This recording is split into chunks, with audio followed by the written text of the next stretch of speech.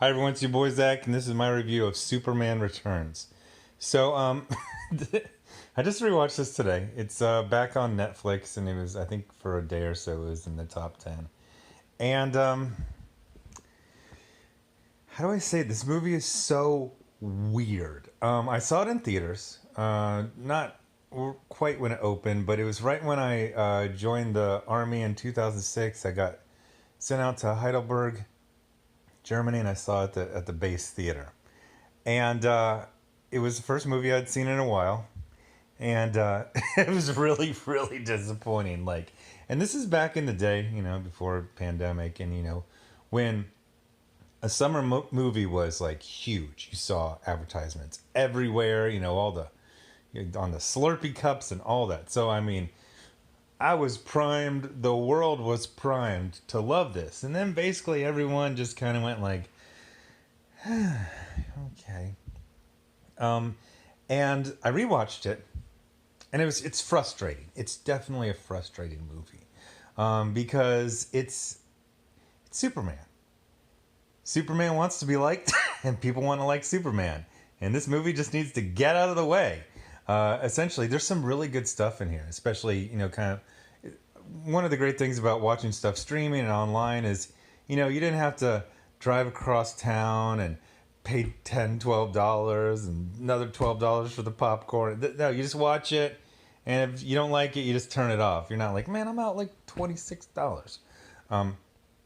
So I'm saying you're a lot more forgiving. Although I saw it at the base theater in Heidelberg, which was either free or like $1.50 for a ticket, and I remember being pissed. So, and even like the soda probably wouldn't have been like $2.50. So spending $4, I was pissed. The thing that's so hard to deal with about this movie is, like, it's like, now I'm going to use the opposite since I sunburn easily. Probably people talk about a cloudy day and they're like, oh, the sun keeps peeking through. And that's the part they like. That's the part I hate. You know what I mean? I'm like, I can burn in like 15 minutes. So a good movie keeps peeking through, like constantly. And then the clouds or sun will come out, whichever one you don't like. And you're just like, oh, really? So one of the things I got completely wrapped around the axle when I first saw it is it starts off and it's stupid. It's like the basic movie is a very generic Lex Luthor plot that's actually kind of okay. But it starts off and it's stupid as hell. So it's kind of like not like a soft reboot, but like a soft sequel to the Christopher Reeve movies. Although obviously everyone's recast and it has a different style, so is it really? You know what I mean? But I remember back in the day, Bryan Singer was always talking about how he grew up on those movies. He loved them so much. So Superman's been gone. He went to space for 5 years. He went to space, and I'm putting my fingers to the bridge of my nose, to find the planet that he came from that blew up. You might say, how do you go to a planet that blew up? It's like, well, you go here and there. You go to all the little fragments. It's stupid. It's so stupid. All they needed one line was that they say, astronomers thought they spotted Krypton and it didn't explode. And then he goes out there and he goes, it did. They were wrong. You know what I mean? But it's like, and people would even say, like, didn't it explode? He's like, well, astronomers spotted some remnants. So, like, what did you think? You're going to have, like, a couple cousins on, like, this fragment of Krypton just, like, careening through space? Like, what did you think? And then you left, like, the love of your life and your mom, who's elderly as hell, and your job. Like, this is stupid. One line of dialogue. Oh, we got to no. There was a radio signal. It was some survivors who, they left. And they got stuck on whatever, this planet. And I'm going to go there and see them. And then he's like, oh, no, that planet exploded too. Or they didn't make it, Or whatever. They fell into a wormhole. Something. So like an idiot, he's gone. But then like everything comes back. It's like he goes like, hey, it's Clark. It's like, what? if you worked at a place and some dude left and 5 years passed and he came by, you'd just be like, hey, what's up? You visiting someone here? He's like, no, I got my old job back. He's like, no, your old job was filled like 5 years ago. You got another job. You didn't get your job back. And then everyone who sees him is just like, oh, hey, Clark. Like, what? No, like the human mind and psyche doesn't work like that. It would either be a huge deal or he would be a guy you barely remember. And it's like, didn't you used to work here? He's like, yeah. Like, oh, cool. Like, nobody has like the actual like human reaction to him coming back. So there's been no Superman. Lois wrote a blog editorial called Why We Don't Need a Superman, and it won a Pulitzer. And everyone talks about it all the time. So he comes back, and she's pissed. Everyone else is happy. Spoiler, everyone knows he's got a kid who throws a piano and then doesn't do much else. But there's a lot of good stuff here. Brandon Routh is a fantastic Superman. Not as good as Christopher Reeve. Not as good as Henry Cavill. Not as good as Tom Welling. Not as good as Dean Cain. But good. Like, he's good. He looks like a Superman. Not the Superman, but a Superman. I actually really like his costume. What's her name that was in my head and then it just fell out of my head? Her name. She's good as a Lois Lane, but not this Lois Lane, because this Lois Lane is clearly supposed to be in her 30s. She's got a 5-year-old child, but it's played by a 22-year-old actress. So that was like weird. Now, I think it was just because, they were planning for a couple sequels. I also think Bryan Singer just kind of likes like really young, like kind of like perfect looking people. Like Brandon Routh looks like he's made out of like plastic in this. Like, so you get some really, really young people, no sun damage, and they're just kind of like in their prime.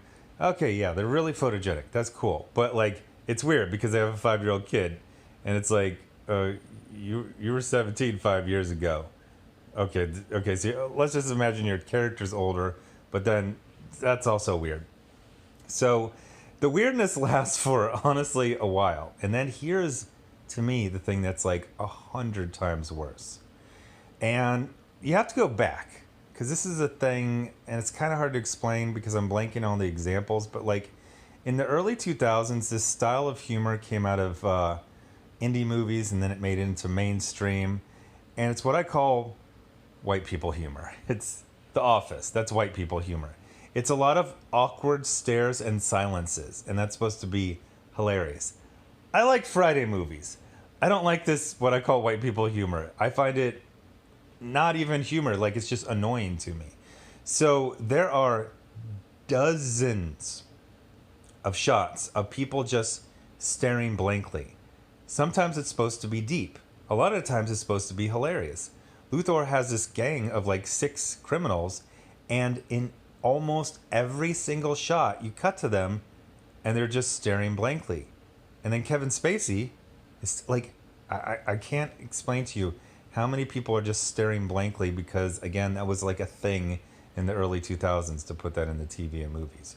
So another thing I gotta say is that the film looks great.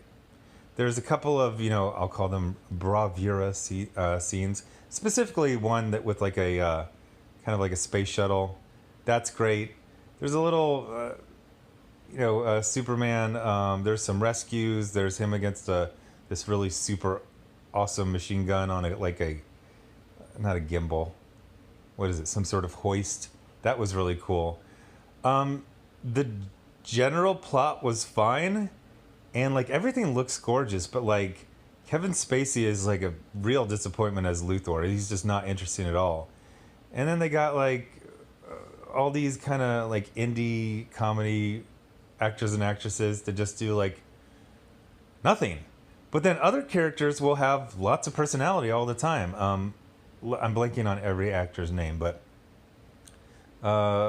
Lois is married to the guy in the Sonic movie, and also the guy who lives Cyclops from the Singer movies. And he's a really great character. He's an interesting character, because usually when they do a story like this, the hero comes back and the woman he loves, she's married to some jerk. This guy she's married to is awesome. He's a great husband. He's a great father. He's a great worker. He's brave. He's a pilot. He's fantastic. He's not Superman. And that's kind of the point. You know, she says you don't need a Superman. She just found like a really good guy. And they have this, you know, little family, and it's nice. It's nice. I will say one thing that was really weird to me. Almost everyone is white in this movie. Now, this was, you know, the standard for, you know, since, in America, since, you know, movies were invented up until about 10 years ago. And it's just odd. Like, when you see it, it's really weird. You're like, okay, like, everybody's white. I think there was, I mean, Cal Penn is there, but he barely speaks at all. And it's like, I mean, you kind of notice it. You're like, it's kind of weird, like, everybody. But they get a lot of good actors, but then it's just like the tone is off. The explanation for Superman being gone for 5 years is, you know, they could have said like, hey, Superman, we spotted another planet that's about to explode, just like Krypton. Only you can stop it, but you'll have to leave here for 5 years. Then he goes and stops it. Maybe he gets there too late. Or maybe he gets there, he has to help, you know, them, you know, resettle to another planet. Like, he just looks like a dumbass, very selfish and a dumbass. Or it could have been like, you might get there, but it's only like a 5% chance. But he's like, I can't let another Krypton happen. No, it's just like this, we spotted remnants. Like, oh, okay, yeah. Like, what do you think? Like, your uncle's going to be there? It's like, Kal-El, hey, it's been a while, 30 years, but hey, yeah, I'm just floating out here on a fragment of, you know, one of the continents of Krypton, you know, no atmosphere, just floating, just spinning a lot.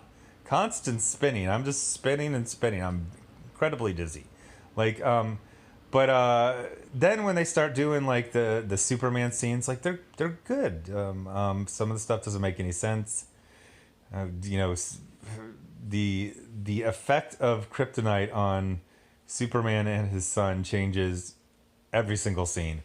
I kept thinking, it's like every 5 minutes of this movie works just fine, but the movie doesn't work together.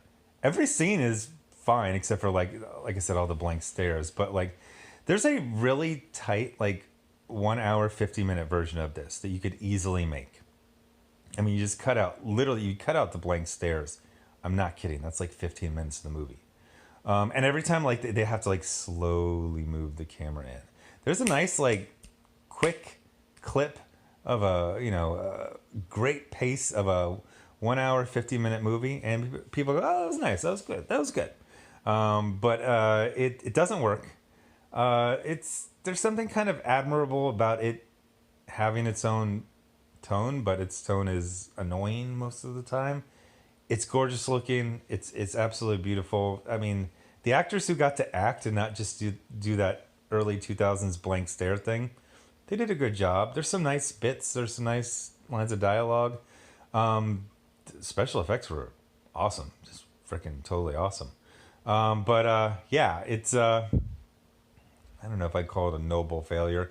I would still call it a failure. Even kind of being more kind to it, it's just so weird. You can kind of tell that Bryan Singer, he had like, you know, the success with the X-Men and Usual Suspects, and I think he had done, Apt Pupil, a couple other things. So you could tell he was kind of at his peak of like, don't tell me what to do, I'm Bryan Singer. And this is what you get when you can't tell people like, hey, what's up with all these weird... Oh, I did a little research. There were no test screenings. He just showed it to some friends and then cut out like 15 minutes. But a test screening really, really would have helped. Like, and also there's a weird thing where it kind of doesn't really feel like a Superman movie. It feels like a okay Lois Lane movie. Actually, a fairly solid Lois Lane movie. Usually in the Superman, you kind of see it from his point of view, but not really. No, not in this one. No. So I'd say I'd recommend it. If you haven't seen it, I'd say check it out. If you saw it when it was in theaters and you hated it, I'd also say check it out. It's better than you remember, but it's rough. It's really rough. It's really just odd, just weird, weird movie. But there was enough good stuff every 5 minutes that it kept me going. I actually finished it in one day. So anyway, thanks for watching, and I don't know what I'm reviewing next. I'm watching Haywire, but I don't think I'll really get a movie out of that or a review out of that. Thanks. Bye.